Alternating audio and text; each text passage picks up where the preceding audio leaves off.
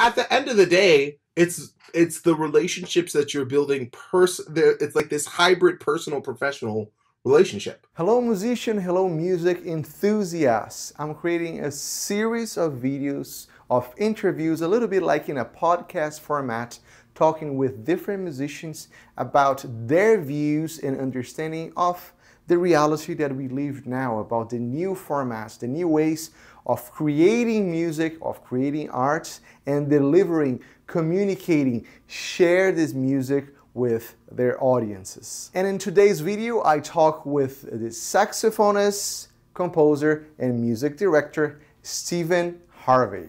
Hey Steven, I'm so happy to be here with you talking about your upcoming project.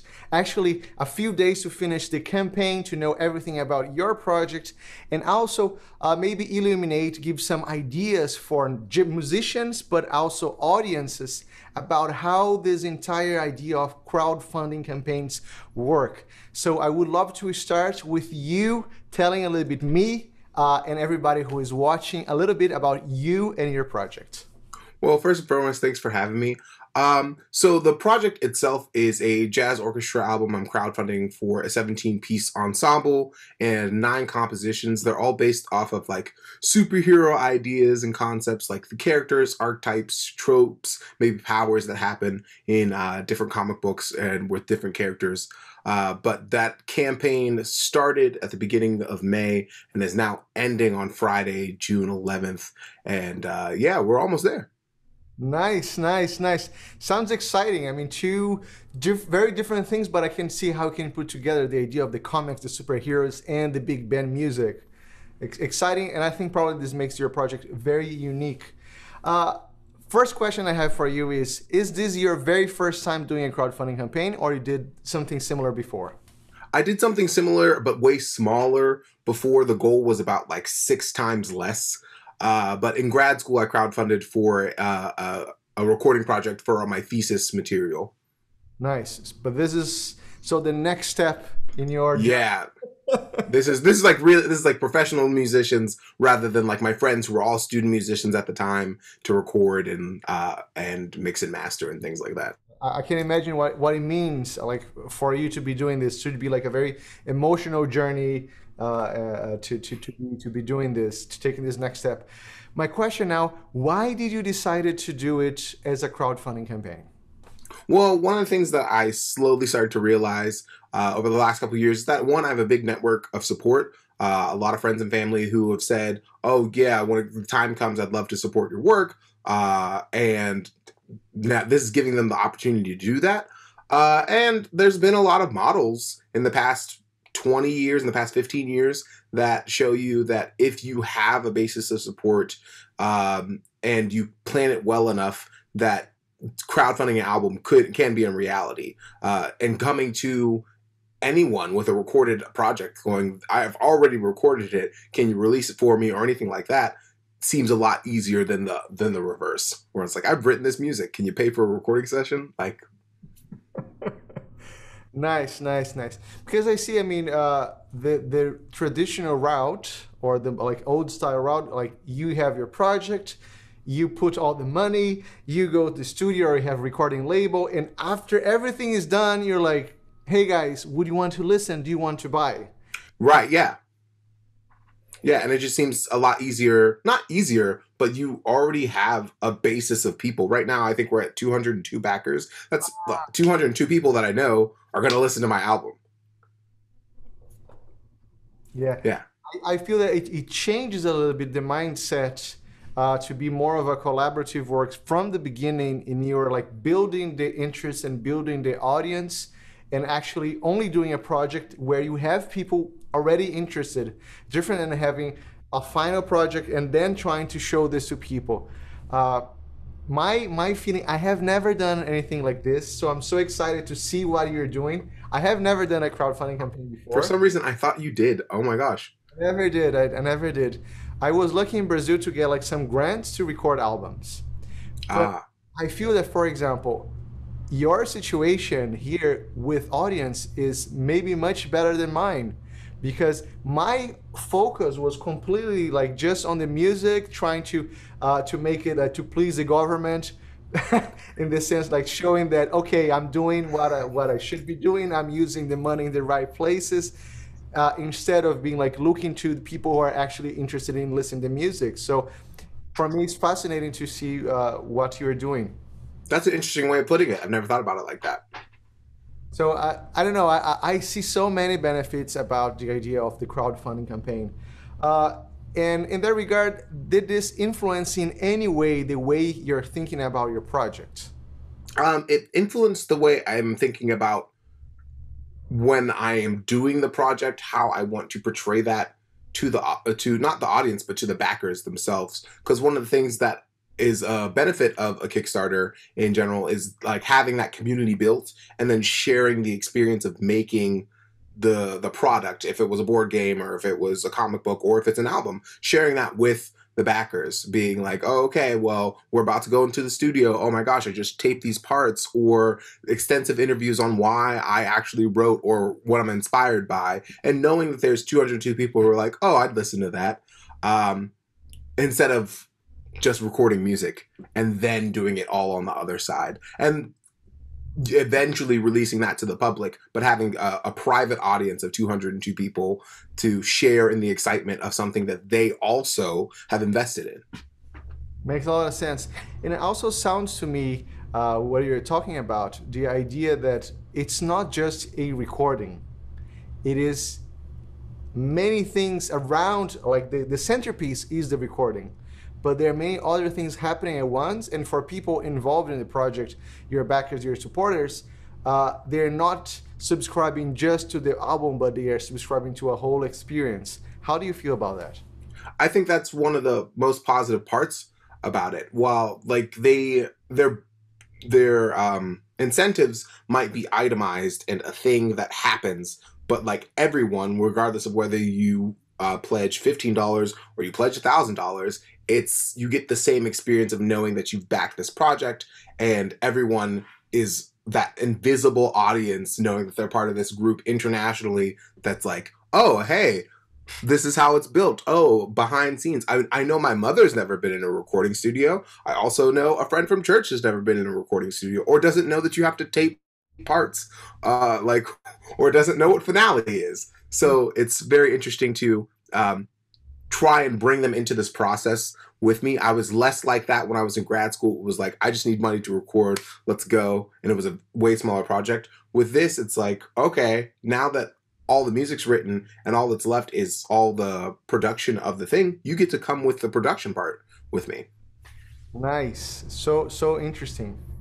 For me, like it's fascinating, like the possibilities that we have in this digital universe because of this, and to bring people as part of the process. So in that regard, I know that it is a tradition in crowdfunding campaigns to have some kind of rewards depending on how much the person gives you and all that.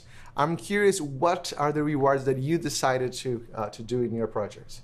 So I had different ideas for rewards, and some of them didn't pan out depending on whether it was a reward that I could provide or a reward that it would be in partnership with someone else to provide. And I looked at a lot of different campaigns. Our mutual friend Gia Lee did a crowdfunding campaign for her last album, so I like extensively was like, let me model after that. And a couple other ones. I wanted to do some artwork or commission some artwork, but unfortunately I couldn't find an artist and didn't have the budget on my own without a Kickstarter to do that up front. So it all had to be stuff that I could provide. So for anyone who was interested in the music itself, like scores would be one thing. So a certain amount of scores, but like it was more tiered. If you subscribed at the bottom, you got this one thing. And by the time you got to the top, you got everything that was from the bottom up. So like $15, I believe, is the digital download. $30 would be a CD. $50 would just be a signed CD. And then as you go forward, it goes like recognition at a concert. It's more so like you're really sponsoring the process and event. But there's not as many physical things. Like there's thank you cards and stuff that I'll be sending out to my backers. But there's not as many physical things as I would like there to be, because a lot of people like holding something. We also had add-ons with at least Kickstarter. You can have add-ons that aren't a part of the thing. So my wife and I make t-shirts and mugs. I say my wife and I, but I like watch her as she makes them. So t-shirts and mugs were another thing, that physical thing that people could purchase that would eventually kind of be like merch. Nice. My other question is, for you, what is the most challenging part of this entire story?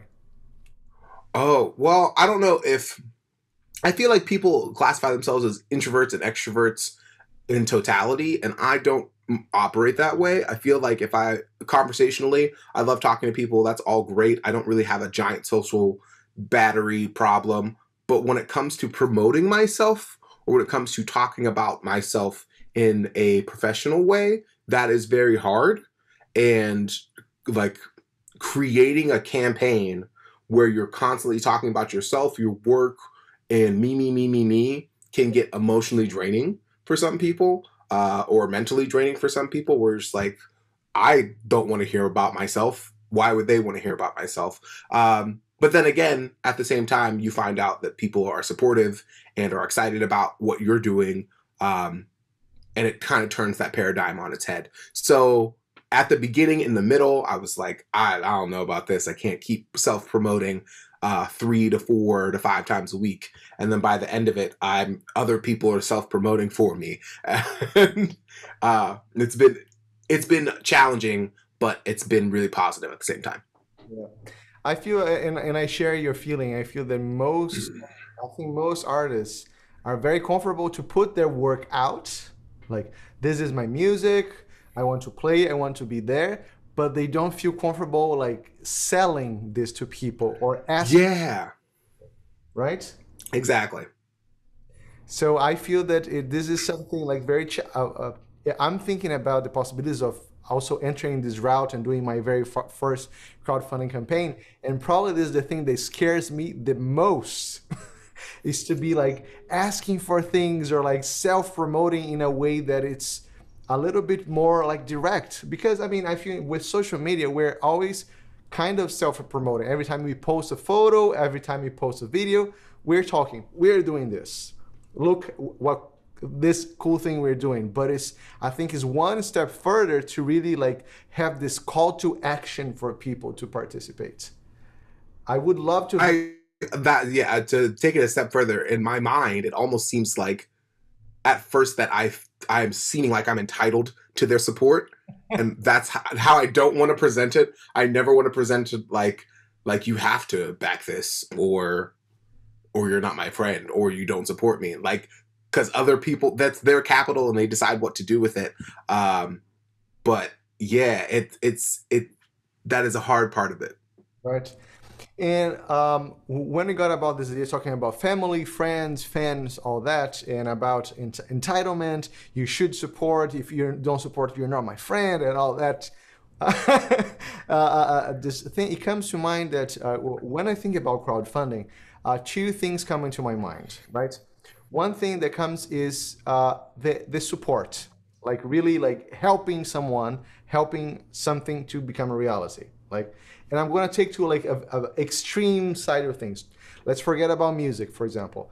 Now with all this coronavirus, there are like many families in Brazil that don't have what to eat. Yeah. So then like they're asking for help, support, so people can eat. So this is, people don't want anything back. They just want to be able to help. This is one side, right? And then in the other side, we can have like a company who is making like a new case for your phone or doing anything which is, this is a commercial item that we want to pre-sell to you. And if we pre-sell enough of this, we're going to actually take to the factory. Right. And I feel that as artists, what we do is somehow in the middle, right? Yeah, yeah. There's like, we have a certain population that is altruistic and they just want to make this happen for you and with you. They're very excited about not just your art, but art in general, and want to fund it. And there is a certain aspect that's like, hey, I'm going to fund this, but I want to listen to the thing, or like, it better be good afterwards, which puts slight pressure on it. But like, I mean, who doesn't already have that pressure on the projects anyways from themselves, where they're like, man, this better be good. Like this has to be the best thing that I've done. And then you move on to the next best thing that you've done. Yeah, but I feel that even people who are like, it better be good or it better, it's already people who are like, cheering for you, cheering for it to be good. You know, Right. Yeah, exactly. they are already inclined, people who already put the money because they believe it's going to be good and they hope it's going to be good and they have all the best hopes for you in opposition to someone who never listened to you and is going to listen, oh, let me see if this is good or not. Yeah, and that's one thing I'm very excited about. I feel like there's a lot of altruistic people who haven't listened to me, who didn't come to any of the concerts beforehand, the ones I was producing before the pandemic, that I'm excited to be like, hey, now you get to listen to this like full thing, and you didn't know what it was going to be like. Because technically, none of these pieces are studio recorded. There's one that's kind of recorded, but like that's very exciting to me. To if their interest wasn't necessarily um, supporting the album, but supporting me, well, guess what? You get an album out of it. You know that this piece of art is something that you created versus like not wanting anything and then getting nothing either. Right. I have another question for you, talking about people who support and all that.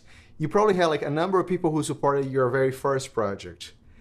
Uh, are the same people who are supporting the second one, or are different people? How does it relate? It's a really one of the things that I thought and what like was proven right on is that in the past it's been 5 years. It's been 5 years since I did that crowdfunding campaign, and since that past 5 years, I've just met a lot of people. I moved to a completely different area. I started working full time. At that time, I was in grad school, and I've been working as a teacher for the last 5 years. So I've just met a whole different population of people. Yes, I have like the same people returning, but it's only grown since then, which is a really good thing. One of the things that I would advise anyone is to keep the relationships that are important to you, like regardless of where you go. If your relationships are always situational, then not only can you not grow a fan base or a community, but like how are you going to grow friendships? And that's really what fuels all of this is like a community, your micro community, their larger community, and their larger community. If it wasn't for my wife, my sister, my mom, and my friends also promoting this, there's a lot of people who would have never heard of this at all. So it's a lot of the same people who donated to my first Kickstarter campaign, but a lot more are people that I didn't know at that time. So people you might not remember that you haven't met since the last time, or that you didn't know the last time you did a Kickstarter or a crowdfunding campaign if you've done one before, or people that are 2 steps away in separation of connection because other people are excited and promoting you as well. So I would say there's multiple buckets of people filling this well. Nice. I'm also curious because I know, and I don't know how you did this. I know that some people use the organic reach, what we are just talking about, and there's some people actually like boost posts so we can reach more people who are interested. Did you try this, or you like rely only on like organic? I did boost post. I boosted a post the very first week of the campaign, and for me it seemed ineffective, mainly because my things aren't at the moment highly produced. A lot of the things that I'm doing, I'm creating, and it doesn't look as clean as a lot of boosted posts would be. I did get help in graphic design from one of my bandmates, actually. She, during her grad school for trombone, she got into a lot of graphic designing to promote things. And that's why anything I'm producing right now looks very, very clean. Yeah, it's been mostly organic things. I feel like if this ever happened again, I would hire someone to, maybe Lauren or maybe someone else well in advance, to make some cleaner looking images, maybe like the promotional video that's on the website for the Kickstarter and for an ad would be something. But most of this has been organic reach. I've only boosted one post, and I don't think I'm going to boost another post before the end of it. And it's quite amazing because I think I entered the website today was like you're already like 60% about like more than. We're about 70. You were 70% there. Oh, nice. Yeah. So I'm very hopeful and very excited.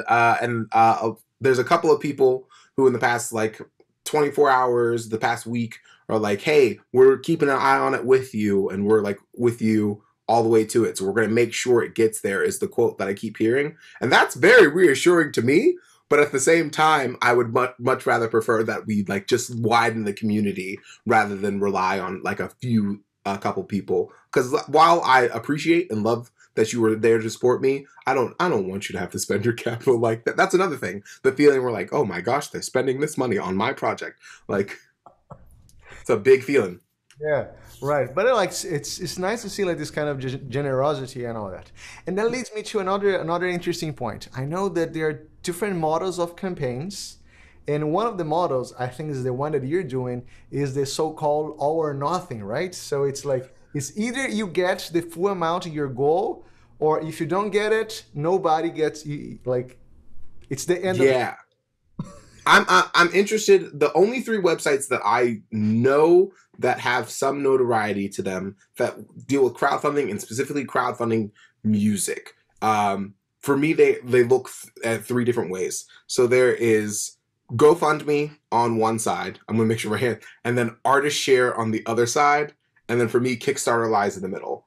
With GoFundMe, it's a lot of like medical bills and funerals and maybe some albums sometimes. So it's just like very random, and there's no promise of reciprocating anything, like getting anything back from it. There's just like, you could put it in the description, but it's a lot harder to gather that information. It's not disorganized. It's just not the only thing that they do. Artist Share seems to be very high profile artists or up and coming high profile artists. They do have a website called Artist Share Launchpad that I was considering using, but I was more familiar and more comfortable with Kickstarter. If I ever do this again, I might check out Artist Share Launchpad because I don't think they're all or nothing. The all or nothing thing is a Kickstarter, like the only Kickstarter has all or nothing. Like you can do all or nothing on GoFundMe, but you could also not do all or nothing. With Kickstarter, they're like all or nothing. That's the only thing you can do. And boy, is it stressful. If you are considering doing a crowdfunding campaign, a couple things I would advise is know how little you could do it on. Like I'm underfunding on the crowdfunding campaign, knowing that I'm going to put personal capital into it. And knowing that I got one mini grant from the city that I live in to do the thing, which was cool. So it's underfunded. Some people were asking me, they were like, couldn't you put it for a smaller amount? I'm like, that's the smallest amount I can do, buddy. Yeah. And all or nothing is interesting. Am I a fan of it? No. But do I think Kickstarter adds legitimacy to the product or to the project of crowdfunding in general? Yes. And that's kind of the caveat that you deal with, where you're like, I don't like this all or nothing. But again, when people see Kickstarter, they're not like, I'm paying for someone's, I don't know, taxes. Like, Yeah, but it's interesting. I have been like talking with a few people, and I was talking to a Brazilian, actually French producer who lives in Brazil, oh, cool. talking about like all this crowdfunds, and he was saying that he's a big advocate of All or Nothing, because there are two things that he said is quite interesting. One is that if you're All or Nothing and you're promising to do an album and you get only half of the money, how are you going to pay for the rest? And then Right. you have like to give the album to the people who paid it. So then you put yourself in a very hard position, right? That's an extremely good point. Yeah. I mean, like, I thinking about it like that, that's a absolutely wonderful point, because I don't know, what if my goal is $1,900, and what if I only made 19,000, and what if I only made 8,000? How am I going to pay all the musicians? I can't provide a full album on that. Maybe I can get a couple of tracks recorded. It won't be enough for several days of recording. So yeah, that's whoever your friend is, that's a great way of putting it. Makes me rethink the negative thoughts about that. And the other thing is that people, this is like a little bit of psychology, right? People, if they have the option to not spend the money, to not do it, to leave it for later, that's a decision that most people do. So Yeah. that you have a deadline, and that people see that either I'm giving or I'm not giving, either they achieve this goal or nothing. It is like a strong motive for people actually to want to give. It really, I mean, like in the first week of crowdfunding, you get the people who are like really excited and follow you dearly, and they're like your best friends and your family, and maybe like a coworker. And they're like, "We know you've been talking about this. We're ready to go." And then it's like dry for like a week or 2 weeks until like you get your more promotion up. And that last week is when everyone and their mother is like, "Oh yeah, the deadline." So you're absolutely right. The deadline is the motive. I mean, that's how I compose for the most part. I like to set a show and then go right, because without a deadline, I'm like, it can wait till tomorrow, or like I can only do this 1 hour of work, and I think that's enough for today. So yeah, deadline motivated. Absolutely right. So, but at the same time, for example, I'm like putting myself in your position. I'm like, if I had like reached 70% and I knew that I had like 3 or 4 more days to go, and it's all or nothing. I put all this effort, entire month promoting, doing little videos, writing the music, dreaming about it, and in the end may not work. I would be like, whoa. Yeah, yeah. I do have some other avenues. One thing that's cool about this is that you already build the community and all of their names are right there. And if they were already willing to contribute, they might be willing to contribute via another avenue, um, which is something that I thought about extensively, especially in the not this week, but the week before, when there wasn't as much motion and we only had 2 weeks left. I was like, oh, what if we don't make it? Well, I know that I can sacrifice like this amount of money, but like, how will I get the rest? And I was like, oh, wait, I could just ask them to donate via a different portal. There's a whole community that you just built. If that were to happen and it didn't go through, which is my nightmare that I'm probably going to dream for the next 72 hours, I still have a community of people that just rallied around this project that would still be willing to support the project via a different avenue. So, for example, my personal website, I could set up a donation page. It does not have as much legitimacy as a Kickstarter, and it doesn't have as much immediacy as a 30-day all or nothing campaign, but it would be there. And that's like the crowdfunding that's not really, I wouldn't want to do that first. I wouldn't want to set up a website or set up my website and be like, donate to my album, because I feel like it's not the same vibe. Definitely, definitely.